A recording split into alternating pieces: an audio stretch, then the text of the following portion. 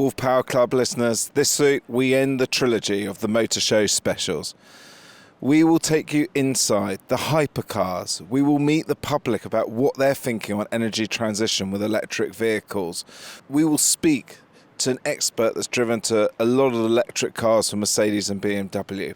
We will also meet Mark McCann, one of the biggest YouTubers, to see where he feels we're at the moment. And Tesla give us all accesses to the Model Y, the biggest selling car in the world across 2023 and 2024. Relax and see the final part of the trilogy.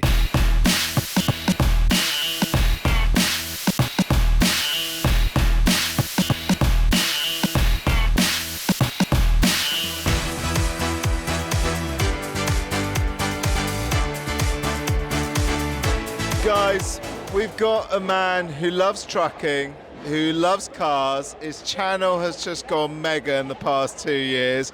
He's got more cars here than I think even the main dealers. But I just wanted to ask Mark, you've bought the KTM here and the P1.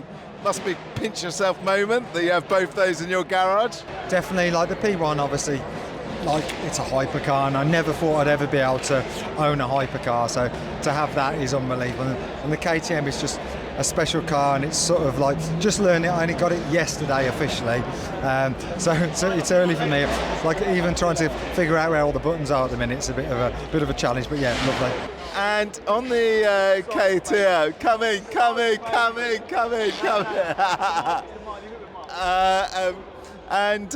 And then we get onto the big issues. The UK's not gone electric. We're missing the target at 21%. Everyone's around your KTM. How can we get that passion going around electric cars? Honestly, I don't know. Like every petrolhead I know just simply don't want to change. It's simple as that. You know, unless they force the issues with taxes and all that sort of stuff. I feel like I don't know how, because I wouldn't want to change. So I don't know. Honestly, I don't see how it's possible. And then you're obviously big in the truck sector. We love the truck sector. One of our main relationships, you know, truck stops, our energy. Do you ever see the diesel truck ever leaving us? Because it's so important as the workhorse to Britain. Yeah, I think like with a car, at least you drive it, it's got a downtime where you can charge it. But with obviously a truck, you know, it's a one truck and 3 drivers through the day sometimes changing on tachographs. So I just don't know how you have time to charge it, but I don't know. It's a difficult one, isn't it? I know it's supposed to be the future and 2035 deadline, but is it happening so far? No. Now, Mark, you've got one of the most beautiful garages on earth. If people haven't seen Mark McCann on YouTube, go and see it. Like it's amazing. He's got everything from that M3 you wanted as an 18-year-old to the P1.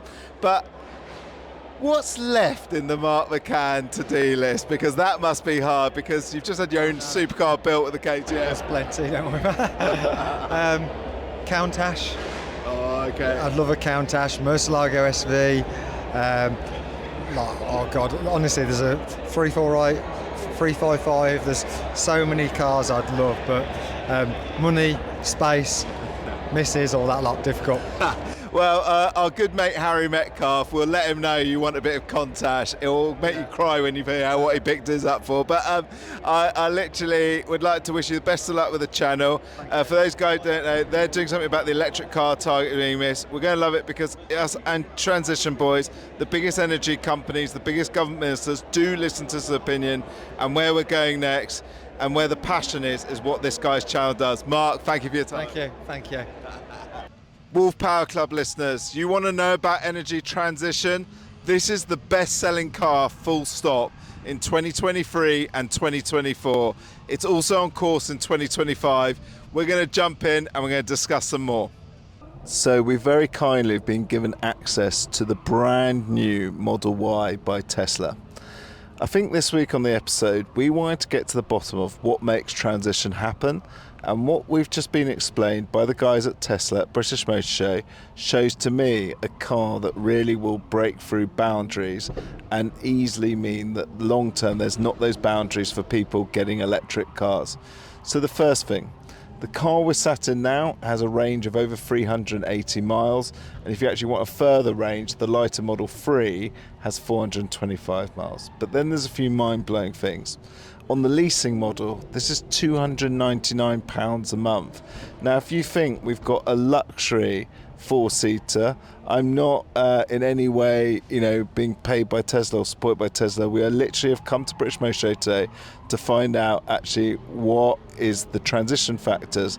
But you're getting a beautifully large car for very reasonable money. I mean, that is, $3,600 a year to drive around in a car like this. Beautiful screen. Then you can probably see on the video here, we've got cameras all around. Now, they've deactivated it for today because we're filming in here. But essentially, on your phone, it recognizes if you need to drive forward or backwards from the system. So when you start, it just automatically goes. Today, though, we don't really have to do much. Just a flick. As you can see, there's no gear stick because we're electric. So you've got beautiful cup holders and incredible storage space. There's not a lot going on with the steering wheel. And if you want to go off the cameras, just press this little button here and you see on the screen all the different features of what can happen. And you've basically got full systems of all the tech in the world you can imagine. And then you get into what essentially the hardware on this car can do. So we've been told by Tesla that although not legal in this country, the robo-taxi service that Tesla are running in certain states in America is run off the same technology as this. So basically what they're doing is the cars are driving with no driver from the factory to their customer. So you buy a car, you never even have to go to a showroom. It gets delivered to your house by itself. We see that it's a huge step in productivity. The next thing we've seen here is that essentially what they're looking to do is that you will be able in the future to potentially have your car being leased out while you're at work or while you're at the cinema or while you gig, if driverless gets approved. Now, we know government legislation is that driverless has been approved from 2026 trials. There are videos that hopefully we can share now of the Teslas driving around London already driverless, but they're waiting for overall legal approval to do it. And in 2027, we're going to go in CyberCab to it. But this technology is available today, and it'll be a simple upgrade, like your phone upgrading, to do it. We find it pretty mind-blowing being in this car right now. And I say there are other electric cars out there, but actually when you sit in this and you hear the price point being under £300, you do wonder how long, and the benefits of driving into London with a congestion charge, you do actually feel that the educated motorist will probably definitely, as its commuting vehicle, and I'm not saying fun vehicle, but it's commuting vehicle, it probably will end up in something like this. It's a mind-blowing proposition, and actually where you see the Tesla today. The final myth buster is the following. What they said was that because of Elon's involvement in the Trump government, it actually led to a massive drop in Tesla sales. Tesla actually pointed us to the real reason today. They closed the Model Y factory down for a number of months to bring out this latest Model Y. And the Model Y was the highest, and will come up on screen now of its figures, but it was the highest selling car worldwide, full stop, not just electric, all cars, in 2023 and 2024. And actually the drop in sales was that the factory was closed to build the new car and to actually start the production line. There wasn't a link. And I think when you sit in this, whatever your politics are, you sit in this and you realise it's some machine, and we're going to go for a drive now. So we've been told to start the car. As I say, if there's my phone in here, it just automatically know, and I press the accelerator and go forward. But I just flick up to go forward. So we're going forward now. So as I say, we've only got a brake and accelerator to worry about. It's pretty light controls. And we're going on the circuit here. We've got some of the other car manufacturers out here. So we've got BYD ahead of us. And then you look on this thing, it's actually got recognising cameras. It's recognising the two gentlemen walking in front of us. So you can see the technology that's already here, and you can see why it can go automated. It's recognised all the cars around us. And this is just amazing. So look, as we come up to this stand full of people and full of children, you can see again it's coming up on the system. It's absolutely mind-blowing. Then we're going to see what it's like. It's very smooth as we go up. We've got all the various settings, as you can say. No engine noise at all, because obviously we've got motors. And you can see why in our previous episode John Hilton was so passionate about turning cars electric. Nice turning circle, really nice weight of wheel. And you can see here cones are out on the road. Absolutely unbelievable that. You can see where we're going. We've got a lovely set of Aston Martins behind us.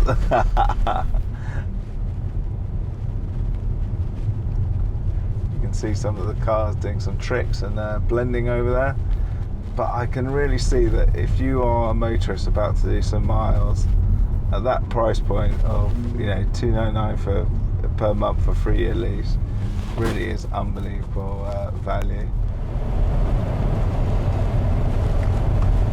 Well, big thanks to Tesla today. You never know when you come to a show what access you're going to get to, but to have the biggest electric selling model of all time, to experience it and drive it, what are my thoughts? Well, it's been about 4 or 5 years since I've driven a Tesla, and there's been some vast improvements in my opinion. One, the range. So when you're now at a range that's equivalent to London to Edinburgh at 380, that's incredible. And they're also talking that there'll be models that go up to 425. This car has been the best-selling car in 23 and 24. And now you've got a brand new model where they closed the factory to open it. My other thoughts and reflections are the seats and the materials inside are vastly improved from that car that I sat in 4 or 5 years ago. And then you go and look at the tech. The fact that this technology is already future-proof for the legislation of automotive technology to go autonomous, you can see why people. And then you come to cost. Now, I'm not saying that £299 is an insignificant amount, but to have a family luxury saloon for $299, I mean, that is just unbelievable figures. And if you think then the benefits you get into London, if you think that driving into London in a non-electric vehicle now, is into the tens of pounds once you add new layers, congestion, potentially higher parking fees, you can see why people are buying these in droves. And you can see why that this is a phenomenal car that essentially, I'm not saying it's going to replace the passion and so on that we all enjoy of our V12s or V8s that we've heard about today from Mark McCann, and we looked at Yiannimize's beautiful Lamborghini.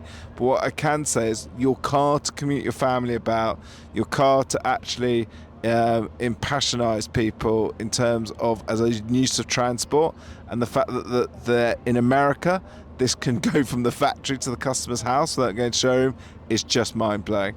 I would say from the Wolf Power Club, this is the type of vehicle that's going to absolutely blow transition.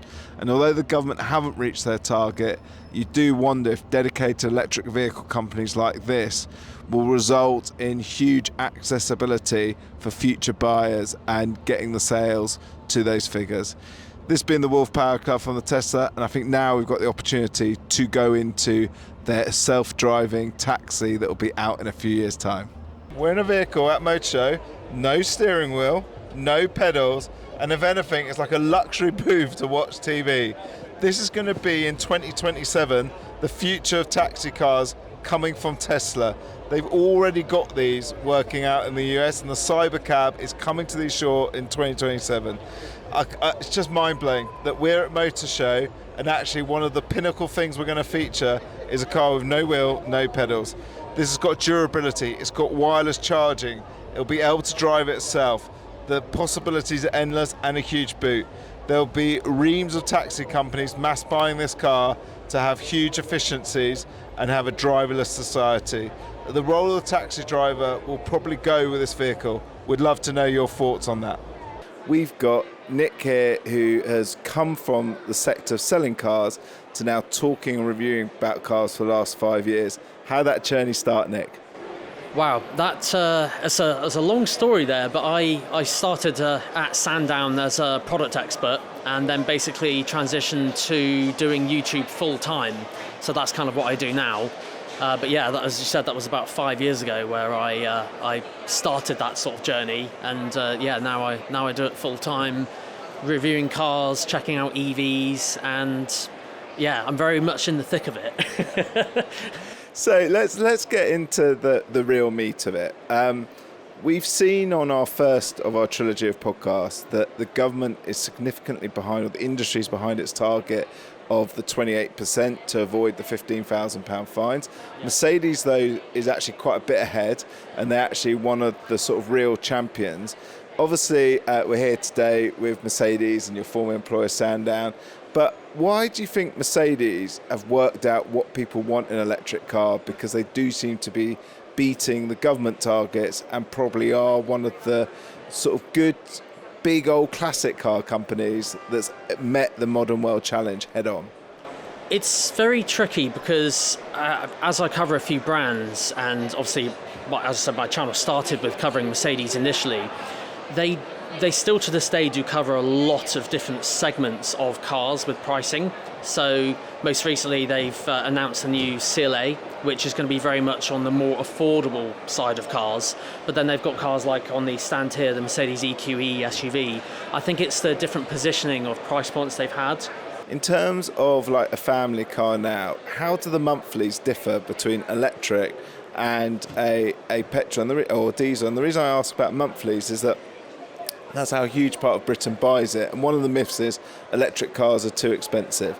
Do you feel that actually there is a lot of value, especially when you take into account congestion charge and emission zone charges around the country, and actually total cost of ownership? I have reviewed quite a few. I've got a petrol car, 1.3 litre Mercedes A180, but funnily enough, I bought that 2.5 years ago, and I've only very recently just been looking at some financial figures and that sort of thing for other EVs. They've come down so much over the past couple of years or so, because, I mean, if you take Mercedes, the first EQs, the first electric car they had, the EQC, that was very much a 70, 80,000 pound car. But a lot of them have come down in price now, and with some financial contributions from manufacturers can make it a lot more affordable for some people. Then you've got reduced running costs, which is a whole another conversation in itself as well, with off-peak charging and that sort of thing. But yeah, they've seriously come down a lot over the past few years. Now, let's go into actually in the pleasure driving. So you review these things. What would you say is a really enjoyable, say, free cars that if you, especially a company car driver, you're probably going to be doing north of 20,000 miles a year, what would you be considering now? And I know your specialism is in those makes you've mentioned. So what would you say is a great sort of company car driver's car that actually that will be the motorway muncher that they need and for doing their work? Would that be an electric car as well? Or? Yeah, let's put it all in the mix. Okay. Well, so we'll include petrol and diesel as well. So I've reviewed a Volkswagen Passat before, and that's a very solid car. However, if you wanted to stick with the Mercedes world of things, I would definitely be probably leaning toward the traditional E-Class, maybe even C-Class, because they are really, really good motorway munchers, as you said. For electric, we're sport for choice these days. I recently had a BMW i5 on test, and that was incredible, although the price was extremely high. But there again, Mercedes do some solid cars like the EQE as well. That's quite a good one. And honestly, the new CLA that's coming as well, on paper that looks incredible from its price point and the range. I can't wait to see that. I managed to get a first drive of it in Copenhagen, but I think for company car drivers, they will definitely have their eye on the Mercedes CLA with its leading class range. Even the shooting brake is coming as well. So I think that's going to be one that people want to keep an eye on. And I think range is a big one. I know when I was a director of sales team, I was doing a lot of trips from Manchester to London, and the frustration was there wasn't something that was like big enough range that gave me comfortability. If I hit the M25 or the Manchester Ring Road, that I'd be okay. Am I correct in thinking that the reason why the Mercedes range is so good is that my good mate Tim Waller and the guys up in Oxfordshire, they purchased that company 3 or 4 years ago, and that's basically going to give Mercedes unbelievable range opportunities in terms of almost double what the sort of first generation of electric cars had. Yeah, I mean, they certainly have changed some of the architecture on the cars recently. I mean, you look at the average range of electric cars years ago, they probably would have been more along the lines of maybe like 250, 280, and now they're touching almost 500. They have doubled almost anyway. Give it another year or so. Now, Nick, in your world, everything sounds lovely, lots of lovely cars, lots of lovely stuff to drive. The reality, as we saw, is that this year, the UK manufacturers are going to miss the target. Not Mercedes, but the manufacturers we looked at, that overall they're at 21% as we head into the final quarter instead of 28%. £15,000 fines are coming. We've been talking to people on the show today. There's huge passion for cars, but not yet for electric cars. How does government bridge this gap? And what would you do if you were Ed Miliband or the Chancellor of the Exchequer? Oh, that's a long answer to a complicated question. What they've done recently with the grants, I think, is a good stepping stone. However, what frustrates me the most as a potential buyer for an electric car is that they've kept some of the details back about what cars are eligible. I think offering some more clarity over that, and definitely investing more into the public infrastructure, which I know is a big thing. And I appreciate that according to ZapMap figures, charge points have gone up and up and up, which is good to see. But I just feel like companies like GridServe, we need to see more places like this where it's a dedicated, almost like EV charging hub. There was one in Winchester, I don't know if you saw, that was installed recently, which was really good. It's almost like a A to B route kind of connecting along the south of the UK, which is good. But I just feel like more for public charging infrastructure. And I've seen some things about the charge points being installed in lampposts and things, and those kind of gutterway things, trenches along the path. Some more incentivized things behind that as well for people who necessarily don't have a driveway, I think would be good as well. So then looking at it, you obviously know very well the details of the electric cars. We understand one of the things about the government's support, it stops at the £37,000 price mark, which for me is very low considering what it costs to make a modern car viable, and obviously with finance packages. Do you think 37,000 is too low to give support, and actually that should be lifted to more like 60,000 so a lot more people can move across? I think so, yes. I mean, certainly with the cost of living that's gone up over the past few years, even the premium car tax bracket road fund license, I feel like that should be raised as well, because for me, if I'm looking at a potentially new car, even just some petrol cars, albeit some premium cars, maybe like a Mercedes A-Class or something, or new petrol CLA, that could be over £40,000. And then you're subject to that premium car tax. But in answer to your question, yeah, I think it should be potentially capped around 50, because I find a lot of, say, Teslas with Tesla Model Y with a decent spec, long range would fall under that as well. I think 50 would be a sensible bet, but I wouldn't say no to it being 60. That's for sure. Now let's get into really some of the beautiful stuff we've got on the stand here. We obviously have just had on the podcast John Hilton, who designed the last great V10. You know, it beat Ferrari, Fernando Alonso won, but also Mercedes are pretty good at making F1 cars. Georgie Russell's had a pretty solid season. What do you think that someone who's a big Mercedes F1 fan, what would be something a real thrill seeker should be looking to buy in 2025 to almost get their pleasure, their passions in a current road car? I can see something pretty nice in front of us. What would you say is the sort of where you'd put your money as a Mercedes fan today? Or are we talking money, no object? Yeah. Mercedes-Benz UK were very kind enough to lend me an AMG GT, much like the one that was here, although I had it in white with accents of black.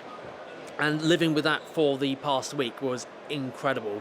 It was my dream car, and yeah, Mercedes AMG GT, I have to say that. It's perfect that this car's here actually, in blue, but yeah, it's an incredible car. It's a real head turner for sure. I definitely recommended AMG GT. Yeah, I think that was it. Just tell us, what was the most fun thing you did in the car? We did a launch. That was good fun. So that was a launch 0 to 62. The new ones actually have 4MATIC, so it's not just rear-wheel drive. It's a four-wheel drive system. So point the steering wheel straight and hold on for dear life, I'd probably say. Now, final question. Money no object for yourself, so not just modern stuff, anything you want. What would be in your dream garage, and you know, if you win the lottery, what's the first purchase you make? As we're on the Mercedes stand, it would be the AMG GT if it was a Mercedes. However, if it wasn't, I would probably have to show off and go Lamborghini route. If we're going to show off, that is. I'm not sure as a daily driver what it would be. I'd have to have a think about it, but a Lamborghini to show off, Aventador probably, or something like that would be my choice. If we're talking money, no object. Well, if you guys are Lamborghini fans, as I say, I parked next to Yiannimize in the car park, bit of YouTube royalty, next to this beautiful Urus Performante, lovely choice. And Nick, finally, a quick plug for your channel. What can people expect on it, and what's coming up next? So I've got an Audi A3 Mercedes A-Class comparison, which is scheduled to go up next Friday, so a week today on the time of recording this. But yeah, and then I've got BMW 1 Series booked in soon, and then of course lots of more Mercedes content coming this way soon as well. Wolf Power Club isn't just about sorting out the energy new order, helping governments change, getting companies to invest. We also absolutely love the driving force of SSAFA. Today I've got some of my comrades who are at the British Motor Show all weekend, and they're taking some very special Aston Martins and Toyotas. But Dave, what is Driving Force actually about, and what is SSAFA for those people who haven't heard of the charity before? Well, SSAFA is the Soldiers, Sailors and Airmen's Families Association, and it does tremendous work supporting service personnel's families in hundreds of different ways. It's very understated, a lot of people have never heard of it, and it's our job with these cars to try and raise the profile of what SSAFA is and what it does, and raise some money for them at the same time. Now, as well as a good cause, there's some very fun cars. Now, can you tell the people what you did on Gibraltar runway this time last year? Well, so we were very fortunate to have the airport closed for us. First time in Gibraltar history where we were able to use the runway and do sprints up the runway for the first time, and we were able to take the cadets out, and we had a really good fun day of actually swapping cars, which was fantastic. So now, Kira, it's a bit of a family affair. I obviously know your old man well, but you've got something quite fruity to go on the rally with next year. It's quite a special British motor car. Yeah, I thought it was only appropriate, especially for the British Motor Show, to bring my Aston Martin Vantage GT8. My dad was in his Vantage last year, so I had to go out and get something a bit better than his. So this year we're going to be driving in the GT8, and I'll tell you what, I cannot wait to get that thing on the open road. Now, this is not the first YouTube channel it's been on, young sir, is it? I was watching See-Through Cars, and Tony and Sam had it. What was their opinion on the car? Because they're normally quite harsh to anything older than 1 year old. So I would say it was the classic scenario of Tony not liking anything that isn't, younger than 6 months old. Sam is a little bit more appreciative of the GT12 and the GT8 Vantages, so he liked it. And also, we were a Porsche-centric meeting, and it was the only Aston, and I'll tell you what, it had all of the crowds around it. No one cared about anything else. Okay, guys, I'm here for work day, not just charity. We're finding out about whether you guys own electric cars, and what would it do to take you to get an electric car if you don't. Zanj, over to you. unfortunately I do not own an electric car. Not a fan at the moment. Obviously there's room for change, but I'm petrol head, always the way for me. Until I see the fit time to do it, I'm still going to be a petrol man. Now, David, you restore these beautiful Astons as well as owning one. Do you have an electric car in your life, and what would it take for you to go to electric? Yeah, I'm a die-hard petrol head, I'm afraid. I do not have an electric car. I can see huge common sense in having one in big city environments. Yeah, particularly the sort of Londons, Birminghams, Manchesters of this world. For me, I do a lot of miles. I've got a petrol Mercedes estate, I'm afraid, for work, because it's a fantastic thing. So yeah, I'm a little way away from the electric revolution at the moment, I'm afraid. Now, Kieran, I know your old man got a hybrid hypercar, so like maybe you're a good, slightly younger than your good self here. What will it do to get you into the electric dream? I've always said that I wouldn't get an EV until it was a legal requirement. Otherwise, it's petrol power all the way for me. The wife drives a hybrid, and I'll let that slide because it's a daily driver. But for me, I couldn't go without a petrol-powered car. Well, guys, join the debate today. I've just been in the latest Tesla, wonderful machine, but all these guys know I have a few V12s in the back pocket as well. So, guys, the most important thing, though, is to give to SSAFA, the Armed Forces charity. So we're just going to end it. If our wonderful cameraman can come here, we're just going to talk through the competition. David, we'd like to say what people can spend and what they can win, because this is an awesome prize, and this is being run from now until next summer. Yeah, I mean, basically, this is a really high-spec Fiat Abarth. It's a great little car. It's £2 a ticket for the raffle. It's going to be drawn next August. Get a Fiat Abarth for £2 a ticket. Well, that is the deal of the day, guys. £2 for the coolest Super Mini going out there, and you give to the Armed Forces. It's been VJ Day today. It's 80 years ago that actually our front in Japan ended, and I think that there's people serving today, there's families today depending on those people. Give generously and enjoy the episode.